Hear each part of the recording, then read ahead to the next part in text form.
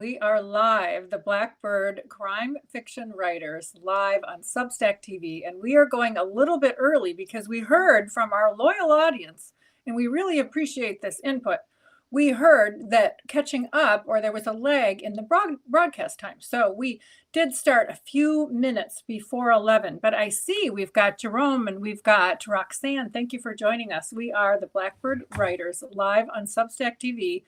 My name is TK Sheffield, along with co-hosts Tracy S. Phillips and Valerie Beal. We go live every Friday morning at 11 a.m. Central to bring you news from the flock, industry updates, our favorite things, and is it real or is it AI? We've got a short segment about that. So anyway, today's topic is author newsletters. So stick around for that. Again, my name is TK Sheffield. I write stories for readers to laugh and escape. Tracy S. Phillips, our founder, take it away and tell us who you are. Hey, thank you, TK, and welcome, you guys. Thanks for joining us today. I am Tracy S. Phillips, and I write about fierce women who face their shadow side. And I am the founder of Blackbird Writers. And we flocked together during the pandemic, during rough times, because we figured we cannot do this publishing thing alone. So we decided that many voices helps to get our news out there, get our books out there. And one of the things that we love to do is to share how we navigate this industry. So that's what we're here to do today. And so thanks for joining us. And Val, we have some very interesting things to talk about with you today. So I'm Valerie Beal. And take it away. I'm Valerie Beal. I write books for readers age 10 and up, often inspired by my travels. And I am a book marketing professional. And we're going to talk a little bit about newsletters today, like you mentioned. So we have all kinds of tidbits. All of us have newsletters, though. We have lots to talk about. But you have a very special one that inspired this episode, which I'll get into. But, it's just such a helpful thing, and you do such a wonderful job, and you're so consistent with it. But we'll get to that. But Tracy, you've got some news from the flock. So what's going on with the Blackbirds? I do. I have news from 4 of the Blackbirds today. Janae Sacken, her Women Who Stand Between, continues to garner awards. Wow. Most recently, it won the 2026 American Fiction Awards, the winner for Best Women's Fiction. Congrats. And it was also a finalist for the Best Multicultural Fiction. Congratulations, Janae. It is so wonderful. That book is so, so good. I highly recommend it. It is. And she's writing a sequel. There's a sequel. There will be. Yes. I have it right eventually. But anyway. Go ahead. Sheila Lowe is working on her professional memoir. And every time she thinks it's done, another story pops up that asks to be included. We know how that goes. Mm-hmm. So like what came out of the recent interview that she did for the Rolling Stone magazine. And I have a link to that. Sheila is all over the news these days. She is just amazing. She's a handwriting analyst, Mm-hmm. and she also writes about paranormal stuff. But she does a lot of interviews for magazines nationwide. And she was just on NBC News too. She had a segment, I want to say a couple months ago. Maybe. She did. She was analyzing the Epstein suicide note. Yeah. Like, that is just crazy, intriguing stuff. Right. I know. And she underplays it. Oh, yeah, I was on NBC and I'm in Rolling Stone and, Yeah. For you, Definitely. Sharon Michaelove's latest Regency novella, The Scholar and the Scoundrel, is now available. And it is the story of 2 eligible bachelors who are cousins who meet 2 elegant ladies, a young widow, and her companion, who happens to be a character from Sense and Sensibility by Jane Austen. Mm-hmm. So they meet on a bridge over the Medway in early 19th century Rochester, England. Is romance in the air, or is disappointment written in the stars? And she also has a wonderful newsletter. Find her on Substack, Coffee and Eclairs, or is that what it is? Yes. Yeah. Yeah. This is a link to her book. The Scholar and the Scoundrel. Colleen Winter is working through edits on her near future novella. She writes amazing speculative fiction, which I think is really wonderful too. This book is going to be called Disentangled. She's excited with the shape of the book, with the shape the book is taking, and loving digging deeper into the story. The deadline to return to the edits to her editor is October 9th. So you can find her early works at colleenwinter.ca. And let's see if I can get a better link to this here. Let me see. I might have to look that one up and add it in the chat in a little bit. Mm-hmm. She said you also can find her at the Comic Fest at the Barry Public Library, September 19th. And the CanCon, which I don't know what that is. Do you know what that is? No. I don't know. We'll have to find out. CAN? CAN. Oh, Canada Conference? CanCon? Oh, maybe. Okay, Yeah. I'm going to look it up. Colleen is Canadian, so that makes actually way more sense now. Okay. Public Library is probably in her hometown in Ottawa. So there. Excellent. Excellent. Yeah, I was going to let Val share her news too. You just interviewed another Blackbird writer. I did today. It's live. Kathleen Donnelly. She is a canine. She's a former canine handler. And she brings that expertise to her books. And we had a lot of fun. I have way too much fun with these interviews, but I also don't get much social interaction otherwise. So I just schedule my social interaction via interviews. But it was a really fun interview. And she had just had her book launch last week, the 5th one in that series. And she also writes for Harlequin. She has another series that she's working on with Harlequin, which is a lot of fun. But we joked a little bit about writing romance and that kind of thing, and how it's interesting to get those scenes right and whatever. So that's over on my Substack. I keep trying, you guys, if you're hearing that echo, I keep trying to get my link for Substack, but every time I go over there to my main Substack page, the live is showing. So you get a little reverb. So I'm trying to grab the link, and I'm not having any luck today. We will get that into the show notes. Okay. Well, that's okay. My husband chose this moment to cut the grass right outside the window as it goes. But And you don't dare complain because you're just so grateful that the lawn is being mowed. Right. So I love your asides interviews. I saw it come out this morning. I haven't listened to it yet, but congrats. Yes. And it's fun. And you have really interesting questions. Yeah, nosy too. questions. Beyond the normal, Yeah. Yeah. So, okay, I have a couple updates. Okay, so Val and I will be at Untitled Town in Green Bay, September 25 through 27. So there is a hacker game that Thursday night. So stick around if you're going to the game and come get your literary on, right? So the 25 through 27, we will be up there. I'm teaching a class about writing log lines, and it's just going to be fun. It's just going to be a blast up there in Green Bay. As much fun as a Packer game, right? I think. Oh, personally, more fun, but that may be sacrilegious to say. So okay. I will also be at and Val, you're going to love this one, at the New Berlin Ale House. If you step back and think about that, New Berlin, right? German and Ale House all go together. And so there is going to be a book fest and author fest and book trinket fest, book goodies on September 12th at the New Berlin Ale House. And then, of course, I will be in Lake Geneva on the 22nd of August for the Lake Geneva Lit Fest at the Public Library. So I'm really looking forward. That is the 22nd of August. And that one's going to be super fun too. So, and I have news from friends of the show. Ooh. Congratulations, Sarah Aiken, on your upcoming picture book release, The Geyser Sisters.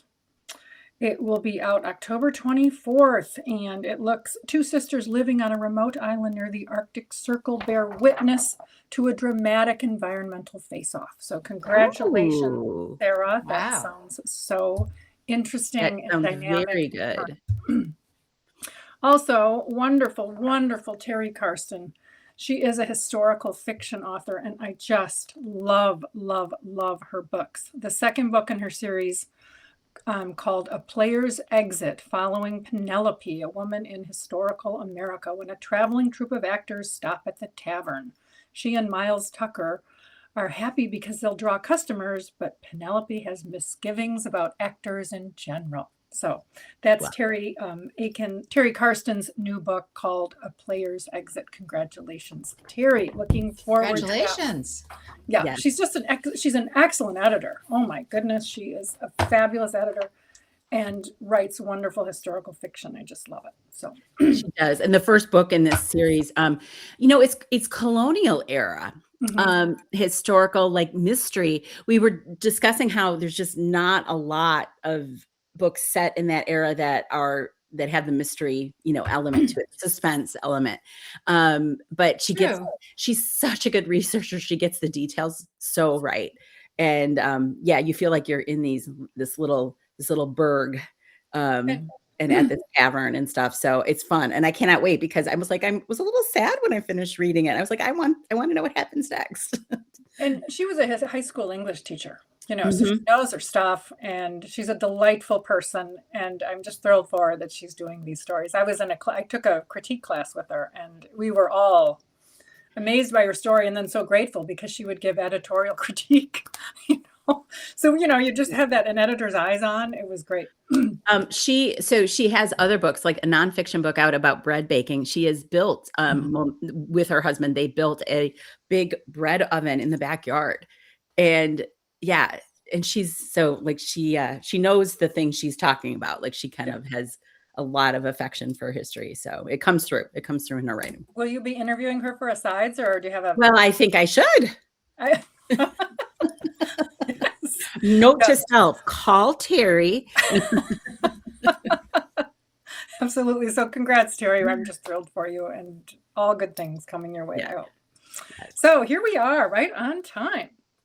So as I mentioned earlier, our topic today is author newsletters. And that topic is a broad one, as we were discussing before the show. You can talk about the audience for your newsletter. You can talk about the frequency of your newsletter, and then you can talk about the content. And so it's such a long, long list, and we each have our favorites that we recommend in terms of newsletters. But what prompted this was Val's Writers Forum that comes out consistently at the end of every month. And I look forward to it. I bookmark it. I have a folder, because there's so much in it. You have to keep going back to it. So, right. Val, tell us about Writers Forum and give the lowdown. Well, it originally started because I was doing the same thing, right? I was reading articles through the month going, oh, I need to remember this. I need to know this. I need to refer back to this. And I realized then I had this, like, grouping of articles from the month that I was like, well, other authors should be reading this stuff. You should know about these things. I'm a firm believer that if you are, whether you're traditionally or indie or hybrid publishing your books, that you should understand what's going on generally in the industry, so that what's new, or why you're picking this path, or why you're changing your path, or whatever. Like, you should understand what's happening, even if it's, this week, for instance, the guy losing his $2 million book deal because it was labeled AI. We should know that. That'll be in this month's, at the end of this month, in the Writers Forum. So that's pretty much it. And I group them by, like, news, writing craft help, indie publishing topics or pre-launch topics, as well as book marketing and promotions. So there's so much information out there, you guys, and some of it is redundant. Some of it comes from less than optimal sources. So you're going to find me referencing a lot of people I follow. So what happens is I get newsletters, right, with summaries, like Jane Friedman. I will always tell people, just go subscribe to Jane Friedman, and I feature some of her stuff over, just because she has so many wonderful guest post, articles, and then the ones she writes herself. But basically, I like knowing this stuff, and not everybody really wants to do this on their own or has the time. So I curate these articles. I write a very short summary of them, or what the key takeaway is. And I credit everything. I always try to credit the author and the publication, or, the digital source, meaning this is the website, give the link. I never want to be acting like somehow I'm taking credit for this information. It's always just to link back to the primary source. And, please follow these folks too. But yeah, I like doing it. I've done it since 2017, which I think is crazy. And there's always, I keep thinking that someday, some month, there's just not going to be anymore. And that is not the case. Every month. But, so we were talking a little bit before we started recording, this is a little bit difficult for me because I'm an author too. And I have this sort of dual personality, and I do have subscribers who have come over because they're readers, and I have to remember to serve them well too. So I'm using different types of publications under my umbrella of reading, writing, and roaming inside Substack. And that's a little bit in the weeds when we talk about how do you deliver the newsletter to people? But there's so many wonderful authors out there that do such a good job. And the ones that I love when they pop into my inbox. So we were talking, I love Michelle Cox. Her newsletter is always got historical information in, trivia. Marjorie McGowan for the same thing. She was a costume designer in Hollywood, and she always has really cool trivia and stuff in her newsletters. So, besides the industry stuff, but you talked about the regularity of it. I did that on purpose because if I don't have a schedule, I don't do it. Mm-hmm. Yeah. So thank you. Thank you for that, Val. And thank you, Vicki, for joining. Glad to have you. If you have any questions about writing newsletters, please put them in the chat. If anyone wants to have talk about it a little bit, just put your question in the chat. We're happy to answer. So we're talking about author newsletters today. And the content, the frequency, your audience for this. And one thing I want to mention in terms of why do this. Okay, so if you notice, Barnes & Noble has expanded and grown in size despite predictions to the otherwise.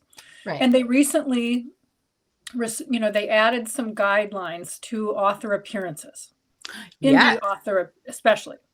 And so they said, we're going to have to tighten this up because you're going to have to, they want to encourage authors rather than just to sit down and sit at the table and expect an audience. They're hoping that authors can bring an audience when they sign up to do an event, which is perfectly reasonable. I think that's, that is an expectation. And your author newsletter can serve that purpose to a degree. So if you've got people in the area that you know of who subscribe to your newsletter, you can let them know, look, I'm going to be at Barnes & Noble on this day.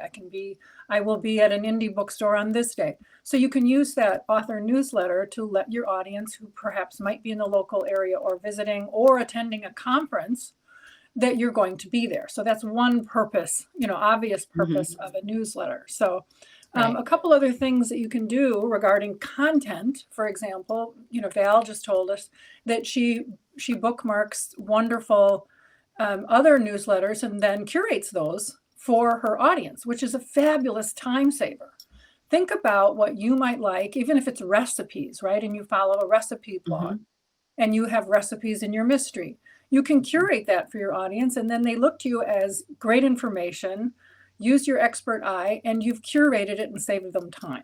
So think about that kind of thing, but also things you can include in your author newsletter. Behind the scenes looks at your process. So if you can add different things about how you write, what sort of software you use, what research you've done, right? People who really fall in love with your characters, that emotional connection, they can follow you in that sense. So think about using something like that in your newsletter. Exclusive or bonus material. So a deleted scene. So Tracy, you just had a book come out. I've got it right there. In your newsletter, what have you done to promote that new release? Did you include a deleted scene or links or something? Tell us what you did. I've just included links to the new book. There is a book sale coming up. So I, wanted to promote the free book, that the free first book in the series, Best Kept Series, Best Kept Secrets. And, I have another book coming out later on in August as well. So I'll be promoting that book. But yeah, I love the idea of deleted scenes, or, if you're an indie author, you can post the first chapter. Right. So, and I want to say, if you're an indie author, because traditional publishers don't generally want you to do that. You need to get permission, I think, Yeah. about how much you're allowed to share. Exactly. Yeah, great point about being the beauty and the freedom of an indie author and thinking ahead and letting Right. people know what's coming. So, okay, so in, what you can include in your book and the things you can include a sample chapter in your newsletter if you want. Yep, Right? exactly. I also like I to love post, with stuff that I'm reading, and I love it when people share, my book in their newsletter. But also, it's a give and take in that, in the industry. So I love to share what I'm reading and links to other people's books and that kind of thing. Some of my favorite newsletters are, well, Dan Blank, because he talks more about the process and how we share. Besides Valerie's and Jane Friedman, who everybody needs to follow. Also, Cheryl Joseph, who is a Blackbird writer. She writes middle grade, but her newsletter is so inclusive. It has things for adults. It has things for kids. It has recipes for kids and books for kids, but it also has the adult books that she's reading and where she's going to be, traveling around and promoting her own books. Plus the historical stuff that she's working. Her newsletter is like really long, but it's so good. Another good one is Christine Desmet, because she also crosses the line between a writer who helps writers and, also writes for her readers. So I think her newsletter is also like grown into something that's has a lot of different features for everyone. Great points. So, right. Great point. I love those that you've all suggested. And then I just want to, in addition to Jane Friedman, I want to suggest, and this is more of a podcast newsletter, but it's called How I Write. Oh, yeah. And that's what it looks like. Oh, sorry, it's not focusing. But David Perell, Perell. And the podcast is How I Write. And so I look at it like a live newsletter, because this is such content-rich, writing advice-rich interviews with Lee Child, every probably crime fiction author you can think of. And it's just like gold. And I can listen to them over and over again because of all of the information that's delivered about writing, pure writing and why. So, that to me, and that's one of my points about creating great newsletters, is lead with value, not just promotion, not just promoting your upcoming book, which is good, but lead with value. And so, for example, How I Write to me is pure value. Terry Karsten just joined. Oh, Terry, we were just talking about you. Terry's like, what? Yeah, we were talking about you. We were talking, and so excited for your upcoming release. That's amazing. Oh, so glad to see you. So you'll have to wind this back and listen. So great to see you, Terry. I want to point out, though, too, that when we talk about author newsletters and you read the advice from a lot of people, David Goffrin, by the way, Gaughran, he has a wonderful series on how to create very engaging author newsletters. A lot of it's technical, on the technical side, but you want to make sure that you're also, being authentic. The question of how much personal stuff to share, of course, is your own, about your life. But I have to laugh. The best stats I ever got on a newsletter was I think the title was My Big Facebook Ad Mistake. People want to know what you did wrong. They want to know the bad stuff. So, and it was something done. Like I didn't put an end date and I just kept spending money. The good news was I actually earned more than I spent, but yeah, it was a mistake. But it makes me laugh. And I think the times that I've been the most authentic with a newsletter is the time I get the most engagement on the ones that aren't like the informational, just ones like the Writers Forum one.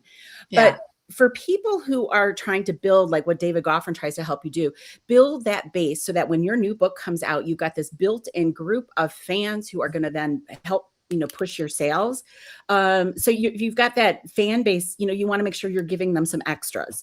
Maybe it's just early access. Maybe you do direct sales with your ebook before it goes up, into the systems like Kindle or, wherever, or all the other distributors. I think too, do not forget that to pull subscribers in, make sure the back matter of your books has a spot for people to subscribe so that they can keep getting more information about you and about your new titles. That's the best time when they've just finished your book and they're like, oh man, when's the new one coming out? Well, this is how you're going to find out. Sign up for this newsletter or sign up for that bonus epilogue because you want to find out what happens, right? I think we could actually do we could do an episode 2 on this newsletter because there's so much great information. I think, right. I agree. You've got your author audience, your other writers and authors, and then you've got your reader audience, and we could break it down between the two. And Sean's let's do that next week. Oh, okay. So sure. We're going to follow up with newsletter 2 next week. Yeah, for sure. I mean, and the other thing is too, because you don't have to, if you, like me, you don't keep up to the date like Valerie does, and you don't have all of this, valuable information that you think people want, then what do you share? So let's dive into that next time. Okay. So Margaret, who just joined, nice to see you. Another Blackbird. Sean, nice to see you too. Thanks for the comment there, Sean. Today we're doing author newsletters, and we're going to actually continue this topic next week because there's so much information. So what we discussed is back matter for books, what you can include in your newsletter, what kind of links, for example, if you enjoy other newsletters, but also the hard and fast content, which could include leading with value, not just promotion, develop a consistent voice, and produce consistently. For example, Val's that Writers Forum always comes out at the end of the month. I can always count on it, and I look forward to it. And then craft your subject lines and your openings that earn the open. For example, Val just explained the mistake I made on Facebook. Oops. And that one was her top opened newsletter. Make them scannable and easy to engage with. So in other words, don't just have just a chunk of text. Okay, so make sure that you've got white space and you're using your headlines effectively. And then treat your list as a relationship. That list that you've got, the people who are interacting with you and receiving that newsletter, treat it as a relationship, right? Those are the people that your co-authors who can boost you up. And those are your readers who can buy your book and encourage and share through word of mouth that they really enjoyed your work. So that's anything else to add before we move on to is it AI or favorite things? Like you say, there's a lot to talk about. So I'm glad we'll continue on next week. It's a topic that's, I think, of interest to readers too, because why do you sign up? Why do readers want a certain newsletter? Right. Yeah. Right. Yeah. Right. Exactly. Excellent point. So tune in next week, 11 a.m. Central, Friday, and we're going to continue content for author newsletters. We did go live a minute or two early today because we realized we had feedback that said there was a lag. And so it didn't go live until a little bit later. So that's why we went live at about 10:58. However, so we're here. Okay. Our next segment is it real or is it AI? And today I get the honor. And this one's more of just ironic. Okay. So we all know the new avenue, if you will, Substack is going down, right? So you have this option of having your blog post or your post to Substack. You can have it read by Pangram, right? An AI company, AI platform. Detection service that will detect if it's AI or not, right? So in other words, you can submit this to the Pangram and say, is this Substack Live real or AI, for example? I think in theory. So when I'm writing this, I'm drafting a blog post for Blackbird Writers. And, yes, it passed the test and blah, blah, blah. However, okay, so I went to the top and it said insert an image. So I have options under the insert image, the little image thing. It says image, gallery, stock photos, generate image. This is what it says. Yeah. Wait, what now? Yes, it's right there on the Substack platform itself. See, it says generate. Yeah. Right there. So in other words, writers, you guys are under the microscope, but graphic designers, Substack hates you. You can generate an image, doesn't matter. Well, now I'm curious about that. They don't want you using AI, but here's AI for you to use. For your image. So photographers, I shoot all, you guys know, look at my Instagram. I'll take pictures of my backyard. It's just me and my tripod, right? And I got a little clicker thing. So I generate my own images and blah, blah, blah. But if I want to take one for Substack and I don't use Canva, I guess I can just go use generate image on my Substack post and it'll be an AI image. Yeah, I feel like I've got whiplash this week. So Yeah. Well, and it's funny because you love and you hate it too. Like for example, when it generates the image for this particular podcast, we're all like so thrilled that, oh, and look, it makes us look so much younger. I know. Like, oh. And Margaret has a good question. Would they charge you for the generated image? I don't know. I don't think so because no. Well, we're going to dive deeper into that. Yes. Okay. That's something we will let you know. We'll let you know. Okay. On to favorite things. Who's got a favorite thing? I do. I went bookshop hopping again last weekend because I was at Literatus at a book event, and that was just delightful.